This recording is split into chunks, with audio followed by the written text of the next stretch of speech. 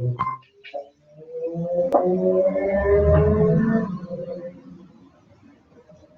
right, you hear me?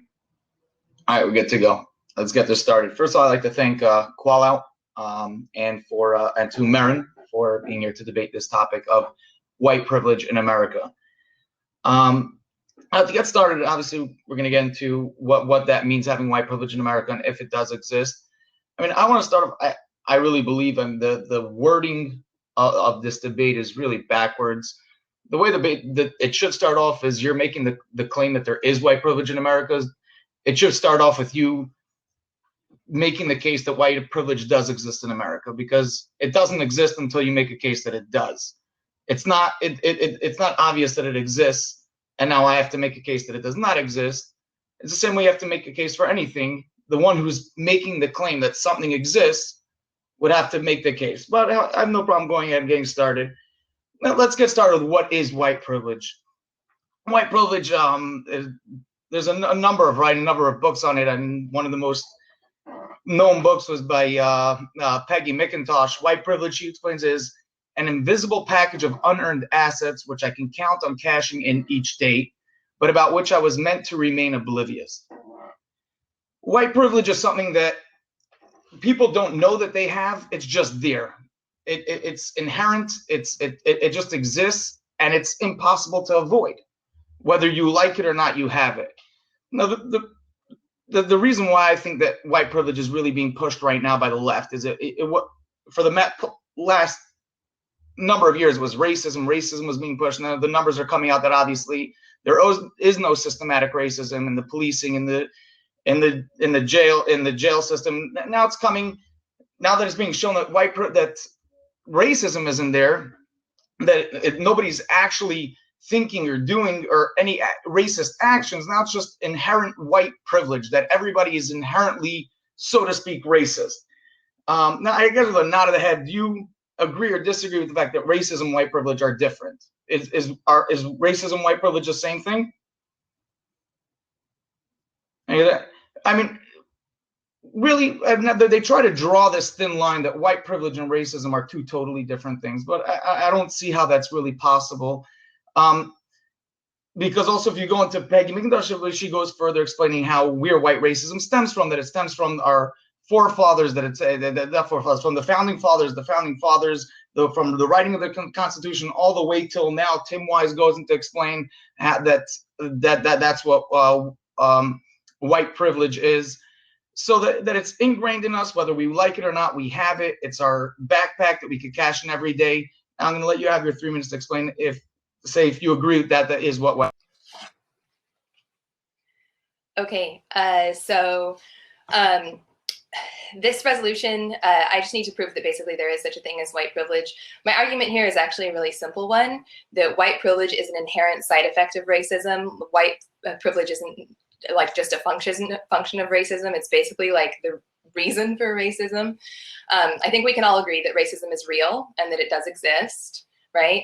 There are examples of systemic and institutional racism, both past and present, and infinite personal accounts that I hope everyone watching does investigate, and I will post links about this.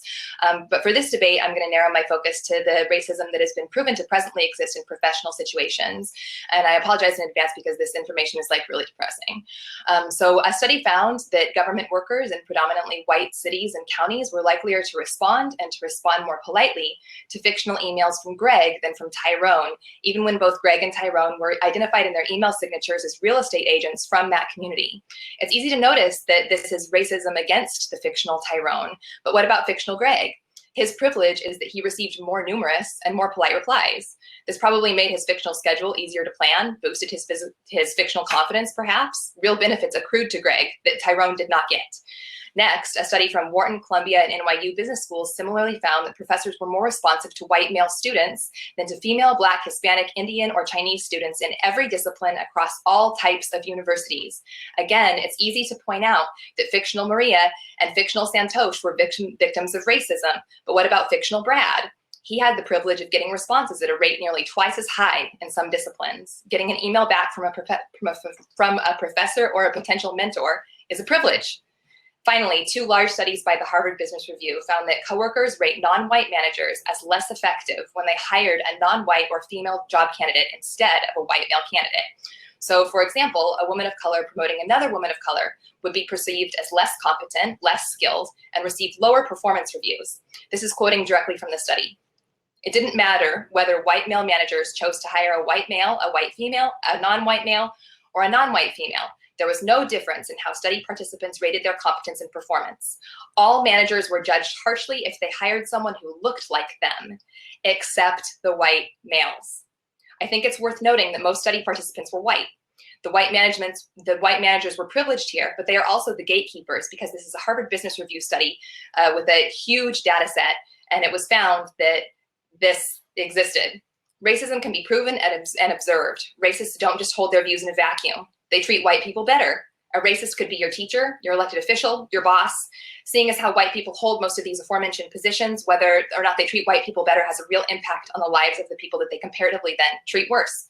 So please, I guess, respond to all those. All right. So first of all, I just want to get this out of the way. Racism and white privilege, are they the same? Because racism, there are very, very definitive laws that regulate all forms of racism. Racism is illegal in any way, shape, or form. You cannot find any form of racism that is legal. If you can prove that a boss or a school is acting towards a minority, whether it's black or Latino, in a different way than a white, they're discriminating against them due to the fact, simply because of the color of their skin, you could sue them to the wazoo. That's a legal system in America. That is not debatable. That's fact. And again, anybody who's listening, you can check that out. The question that I have, so let's leave racism off the table. Racism is prosecutable. You can. And that's why it's clever. They're coming up with white privilege now, because it's not something that's prosecutable. It's something that they're just saying it's inherent. It's there, whether you know it, whether you don't know it. You might be a poor white American living out in the boondocks. You have white privilege, whether you like it or not. Your skin decides whether you have white privilege. The color of your skin decides whether you have white privilege or not. Now, it seems to me that white privilege, you got to white privilege before you looked at these studies, before you looked at the numbers, rather white privilege being the conclusion of studies. For instance, if you look at many of these claims made of white privilege, and you look at income disparity, and you look at policing and jailing and things like that, they are able to show that proves white privilege. You can only prove that such actions mean inherent white privilege if all other options are off the table. You can't prove that A equals B if C, D, and E are still around. So if I can give you another viable option for the reason for income disparity, or for the reason why the percentages of black colored people in jails versus white people, why all those numbers are skewed, that throws this entire notion of white privilege right out the window.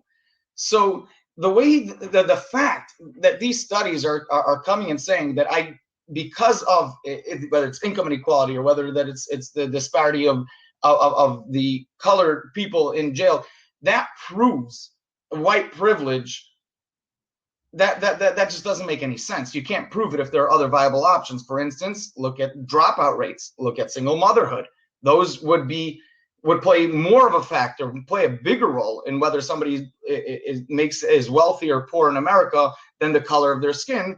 And I'll give you 3 minutes now. In my next 3 minutes, I'll go into and I'll break down the numbers, how you can see a direct correlation.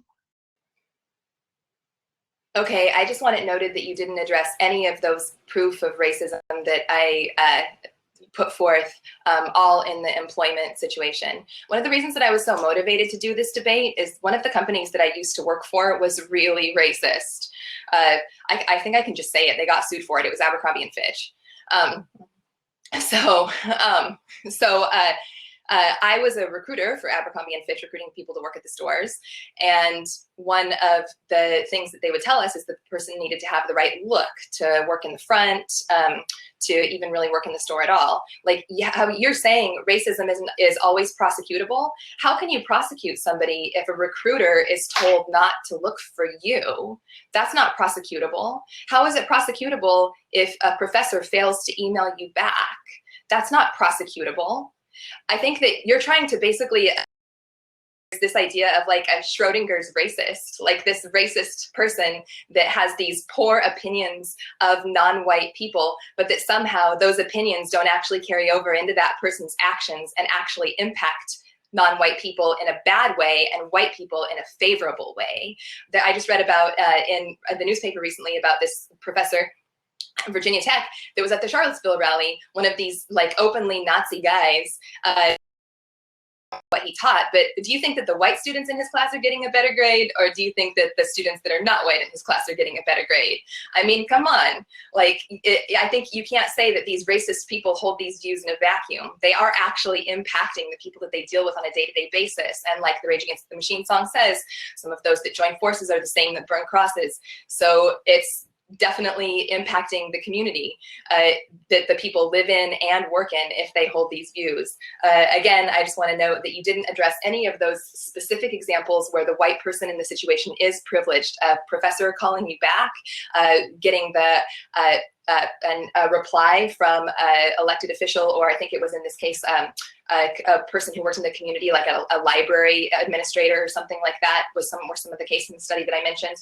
The third one, the Harvard Business Review study about hiring people that were a non-white male. So all of those are specific, provable examples of racism that exists today. White privilege is a function of racism. It is the function of racism. You can't say racism exists, but white privilege doesn't. You can't thread that needle. You can't say people are racist, but they only hold these views in the abstract and it doesn't impact anything that they do in their community and their job on a daily basis. That's impossible.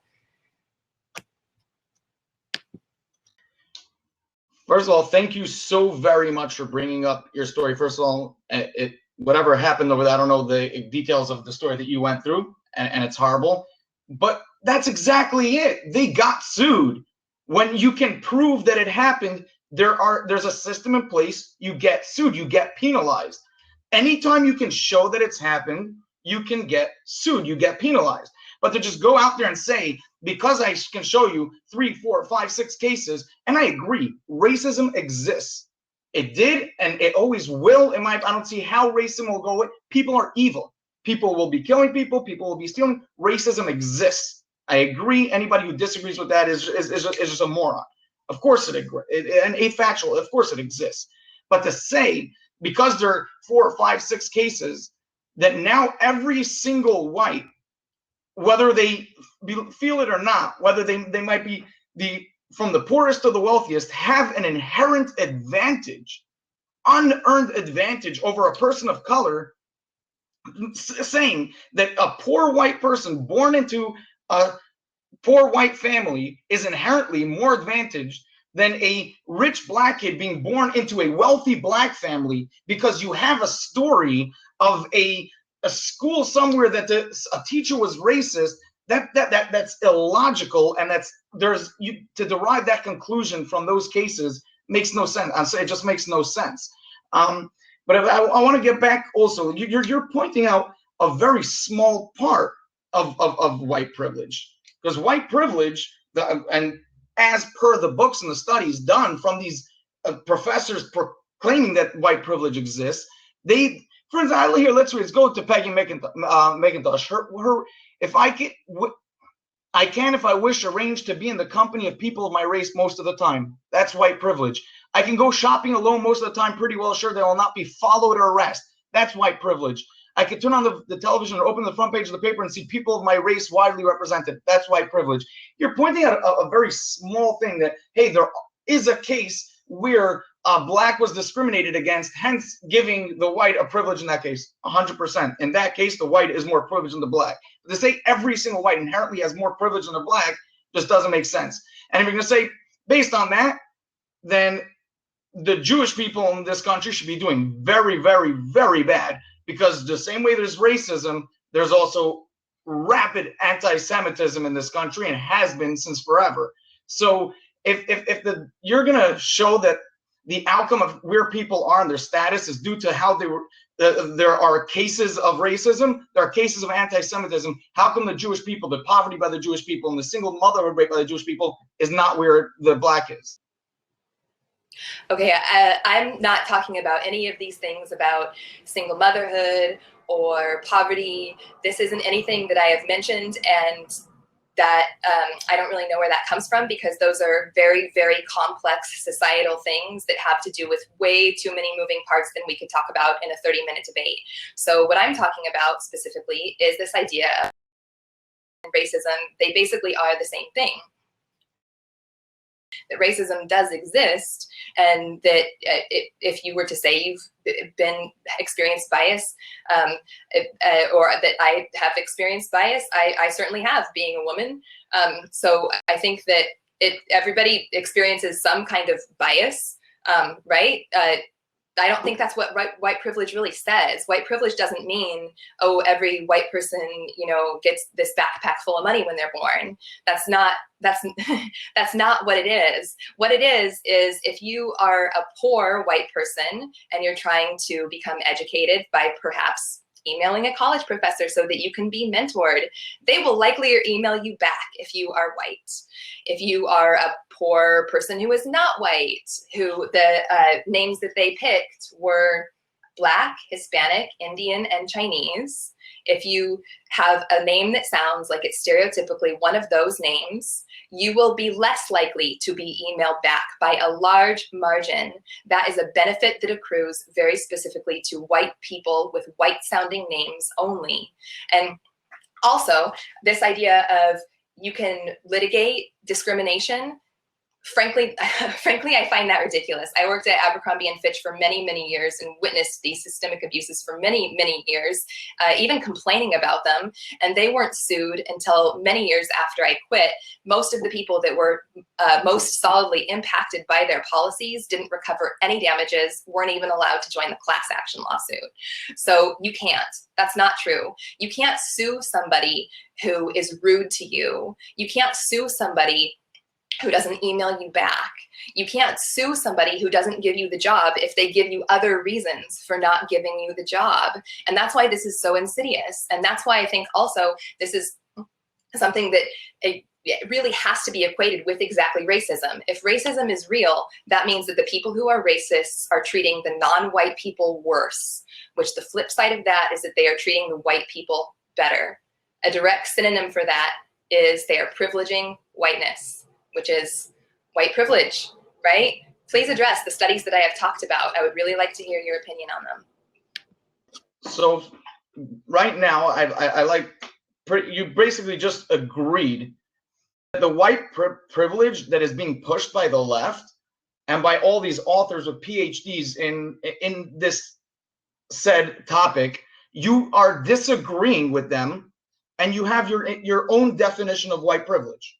We'll get into your own definition of white privilege, but you are right now agreeing with me to this notion that the white privilege, saying that every single white person inherently has a privilege. They have this, I'll quote you from Peggy McIntosh, who's the one that's recited by everybody. She's recited by, I have a paper over here as well, by Frances E. Kendall, who has a PhD. She says the same thing, where is an invisible package of unearned assets which I can count on cashing in each day, but about which I was meant to remain oblivious. Then they go in, and she goes further to explain how it started from the founding fathers, that it is inherent in every single white person, not those that are racist, not those that say something racist, not those who act racist. Everybody, even that person, that white friend of yours that has never said anything racist, has white privilege. Also, if you look, I don't know if you've researched it, but if you listen to Tim Wise, who is one of the biggest names on this topic on the left, he says the exact same thing, that it's inherent especially in America, that it would, from the Constitution down, everybody has white privilege. So again, showing me instances that, hey, there was a case where somebody was racist, therefore or many cases race, that therefore everybody inherently has white privilege, that's afactual and illogical. So are you willing to concede that not everybody has white privilege, that those articles are wrong, and you just have another type of white privilege, that since some people are racist, the outcome of that is that some privilege is going to be born to the white man, and that's all you're saying, that there is some privilege because some people are racist towards blacks, that brings about some inequality and some privilege. If that's what you're saying, we can have that debate, but I want to know first, if this is what it sounds to me, you are conceding that there is not an inherent, and we're going to play it back, that's what you said in your last 3 minutes, not every single person, and that you're saying, that's what you're saying, has inherent white privilege. And also, to go against that, and actually I'll do it in my closing 3 minutes because it's going to be a bit longer than the couple seconds I have left, so I'm going to pass the mic to you. Okay, so a few things. So the Peggy McIntosh definition, she says unearned asset. Certainly call that an unearned asset if someone is likelier to call you back, likelier to be polite to you, likelier to give you a job, and likelier to promote you. And those are the 3 studies that I mentioned that you still haven't addressed. That is tangible, measurable proof of cases where white people benefited and people that weren't white were discriminated against. So that is definitely a privilege, to know that you can walk into a job interview and that the person isn't going to think, if I hire this person, is that going to reflect poorly on me among my peers, like the Harvard Business Review study proved?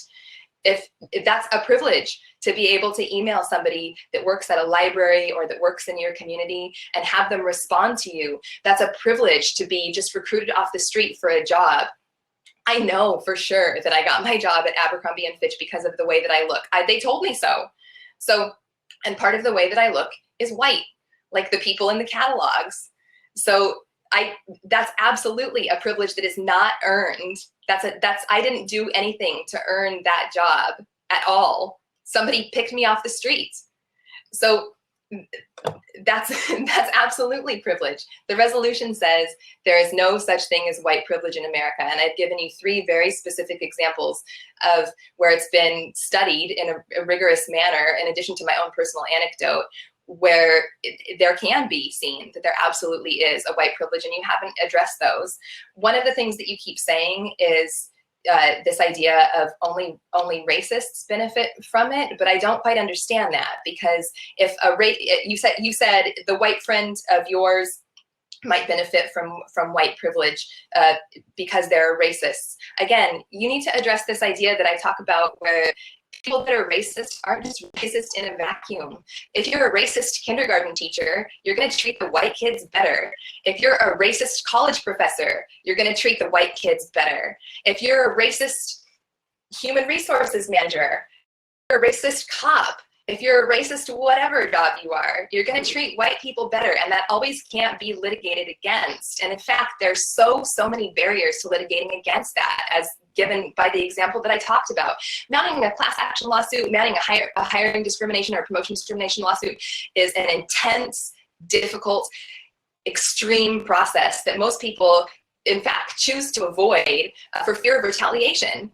And that's another reason why people don't litigate against those things. So you can't just say, oh, you can just sue somebody. You can't sue somebody for being rude to you. You can't sue somebody for not calling you back. And that's, I think, what Peggy McIntosh was talking about. Well, to end off a number of things. First of all, it's not what Peggy McIntosh is talking about. And if you're going to debate the subject, I would really, really encourage you to read her work, because she's the one that is being quoted by everybody else.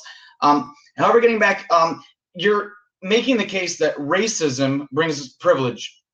Even if that's true, are you insinuating that racism can only be perpetrated by whites and not by blacks? I'm not coming to say that what the numbers are, but obviously there are blacks that are racist towards whites. So that would bring privilege to blacks as well.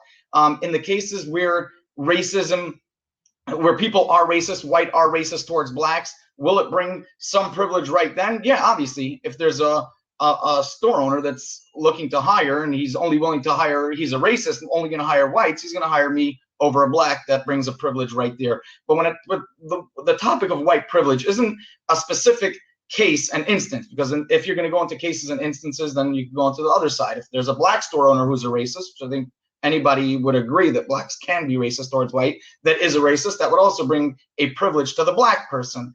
But that's the topic. When people say white privilege, and that's why the topic was worded weird, the white privilege, you're talking about an inherent white privilege that is inherent in everybody, whether they know it or not, whether they like it or not.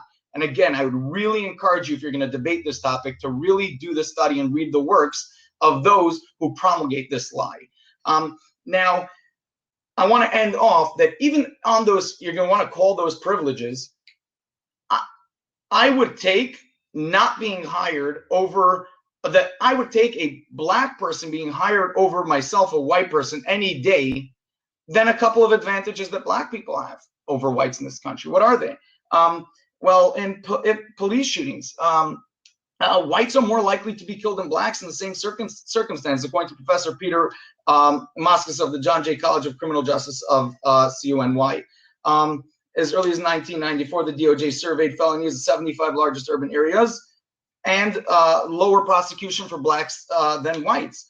The deadly force lab study found that participants were biased in the favor of blacks. There are many, many studies that show when it comes to police shootings, when it comes to prosecuting, that blacks get off the hook more often than whites. These are studies, which I can post a link as well. These are factual studies. So to push this notion that there's white privilege because you can show an instance where a white person privileged off a specific case of a specific instance doesn't say that there's an umbrella white privilege. Because if it does, then me showing instances which I'd rather not get a job than get shot by the police would really show that there is a black privilege in America. And I end with that. Okay, I kind of can't really follow that. I'm sorry, I don't really know how to respond. I asked you repeatedly to refer to the studies that I mentioned where like real instances of racism can be found, and you're trying to say, oh, well, 1 or 2 instances of racism, that doesn't mean that those are advantages that accrue to all white people. But that's kind of like what science is for. It's not like you can ask every single white person, like, what good thing did you get because you're white? That's part of what Peggy McIntosh was talking about, is that people don't necessarily like realize that those advantages exist. Those are proven advantages that people do get. Again, you admitted that racism is real. When people are racist, they are racist in every single area of their life. So they will prefer somebody who looks like them and then privilege white people further, where advantages continue to roll over, given that white people do hold a vast majority of business leadership positions, government leadership positions. That perpetuates white people continuing to hold those positions, especially once you account for the fact of that Harvard Business Review study, where if a person who is not a white man is promoting somebody who is who looks like them, who's not a white man, then their coworkers and people that work with them will think that they are less competent. So those are things, again, that you never did address. Again, I just want to go back to this idea that you're trying to thread this weird needle, saying that racism is real, but it doesn't actually impact anything. The impact of racism is that white people end up getting preferred by racists that prefer white people. And seeing as how 44 of 45 presidents have been white, I guess maybe, I don't know, the most recent one, you could say he's orange, but really white. If you could say that the vast majority, I think it's something like 90% of CEOs of Fortune 500 companies are white men. So people that are in powerful positions, typically in the US, are white. So if they are the gatekeepers, how many of those people are either covert or overt racists that are choosing white people? They're probably not, exactly, they're probably not going to admit to it. I think that there's just so much that's not addressed in this debate. And I'm going to pass the mic to you so that you can close out, and maybe you'll be able to address the studies that I mentioned. Just saying that 100%, we don't know how many of them are racist. We don't know. You can't say there's got to be, there are racists, and in the time that they're racist, somebody benefits.